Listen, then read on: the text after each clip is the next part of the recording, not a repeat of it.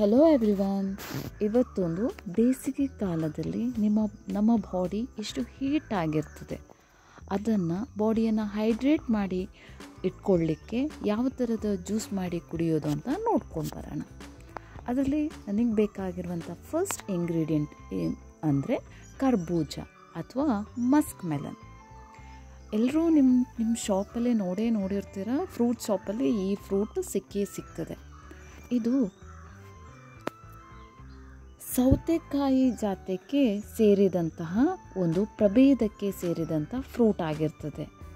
ಅಷ್ಟೇ ಅಲ್ಲದೆ ಸ್ವೀಟ್ ಟೇಸ್ಟಲ್ಲಿರ್ತದೆ. ಇದನ್ನು ಬೇಸಿಗೆ ಕಾಲ ಹೆಚ್ಚಾಗಿ ಯಾಕೆ ತಗೊಳ್ತಾರೆ ಅಥವಾ ಇದರ ಜ್ಯೂಸ್ ಮಾಡಿ ಕುಡಿತಾರೆ ಅಂದರೆ, ಇದರಲ್ಲಿ ಹೈಡ್ರೇಟೆಡ್ ಅಂದರೆ ನೀರಿನ ಅಂಶ ಜಾಸ್ತಿ ಇರ್ತದೆ. ಸೊ ನಾವು ಯಾವುದೇ ಕಾರಣಕ್ಕೂ ಈ ಫ್ರೂಟ್ಸನ್ನು ತಿನ್ನೋದ್ರಿಂದ ನಮ್ಮ ಬಾಡಿ ಇನ್ನಷ್ಟು ಹೈಡ್ರೇಟ್ ಆಗಿ ಇಟ್ಕೊಳ್ಳಿಕ್ಕೆ ಸೂಕ್ತವಾಗ್ತದೆ ಅಂತ ಹೇಳ್ತಾರೆ.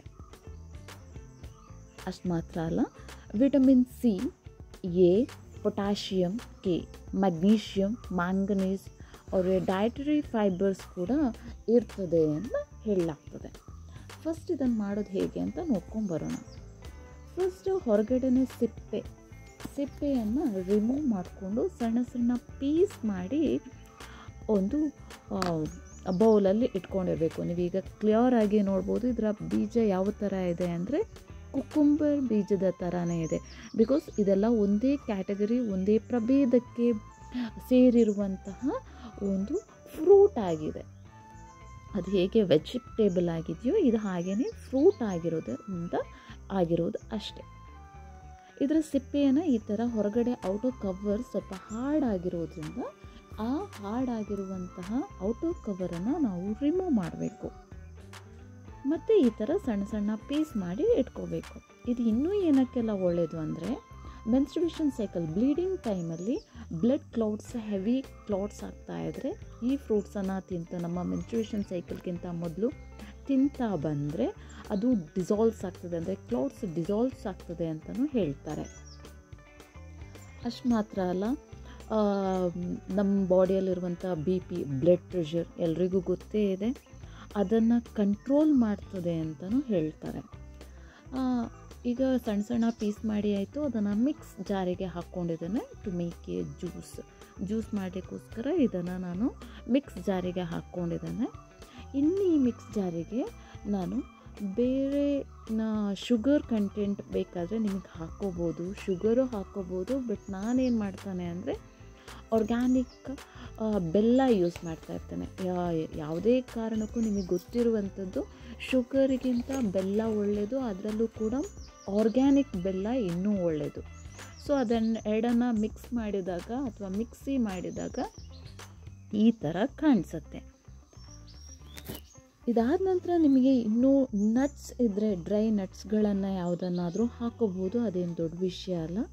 ಆ್ಯಂಡ್ ಮತ್ತು ನಾನು ಕೋಲ್ಡ್ ವಾಟರ್ ಬಳಸ್ತಾ ಇಲ್ಲ ಅಥವಾ ಐಸ್ ಕ್ಯೂಬ್ಸನ್ನು ಹಾಕ್ತಾ ಇಲ್ಲ. ನಿಮಗೆ ಆಲ್ರೆಡಿ ಗೊತ್ತಿರೋ ಐಸ್ ಕ್ಯೂಬ್ಸ್ ಅಂದರೆ ಅಲ್ಲಿ ಕಾರ್ಬನ್ ಡೈಆಕ್ಸೈಡ್ಸ್ಗಳು ಜಾಸ್ತಿ ಇರೋದ್ರಿಂದ ಅದು ನಮ್ಮ ಬಾಡಿಗೆ ಒಮ್ಮೆಗೆ ಬಾಡಿಯನ್ನು ಹೀಟ್ ಮಾಡ್ತಿದೆ ಹೊರತು ನಮ್ಮ ಬಾಡಿಗೆ ಯಾವತ್ತೂ ಅದು ಒಳ್ಳೆಯದಲ್ಲ. ಹಾಗಾಗಿ ನಾನು ಐಸ್ ಕ್ಯೂಬ್ಸನ್ನು ಸ್ಕಿಪ್ ಮಾಡಿ ಜಸ್ಟ್ ತಣ್ಣೀರನ್ನು ಹಾಕ್ತಾ ಇದ್ದೇನೆ, ಕೋಲ್ಡ್ ವಾಟರನ್ನು ಹಾಕ್ತಾ ಇದ್ದೇನೆ. ಅಂದರೆ ನಮ್ಮ ಬಾವಿಯಲ್ಲಿ ಸಿಕ್ಕಿರ್ತದಲ್ಲ ನಾವು ಕುಡಿತೀವಿ, ಅದನ್ನು ಹಾಕ್ತೇನೆ. ಅದಾದ ನಂತರ ಸ್ವಲ್ಪ 1-2 ಗ್ಲಾಸ್ನಷ್ಟು ವಾಟರ್ ಹಾಕ್ತೀನಿ. ನೆಕ್ಸ್ಟ್